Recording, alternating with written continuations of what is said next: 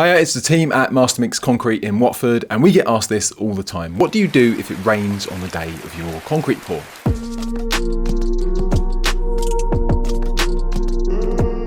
The British weather isn't exactly reliable, and rain can make even experienced builders nervous.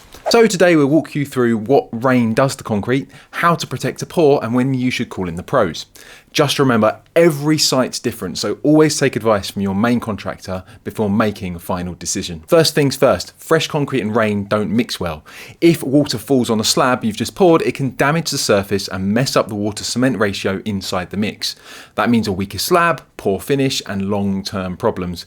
And whatever you do, don't pour straight onto a trench filled with rainwater. That's asking for trouble. The mix needs a solid, dry base to bond properly. Now, the timing of the rain makes a huge difference. In the first 2 or 4 hours after pouring, concrete is vulnerable. That's when you need covers, plastic sheets or a temporary shelter to keep the surface protected.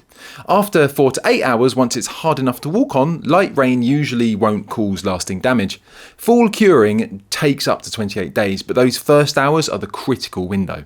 If rain's on the forecast, the best prep is prevention. Having plastic sheets ready, tarps and timber if you're working on larger areas. Keep cavities covered and free of standing water before you start. And if the rain catches you by surprise, don't panic. Wait it out, then push or pull the surface water off the slab. Some builders even use a hose to gently drag it across and clear the water. Sometimes the sky just opens up while the trucks are on site. If that happens, get as much cover over the fresh slabs as you can, even if it's makeshift.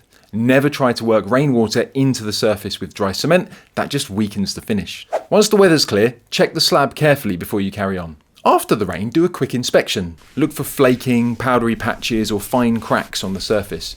You can test abrasion resistance with something as simple as a screwdriver scratch. Minor surface damage can often be repaired, but if a thin slab's been compromised, you might need to reconsider and have a closer look at what needs to be done. It's always better to sort it early than discover problems down the line. So there you have it, the basics of pouring concrete in the rain.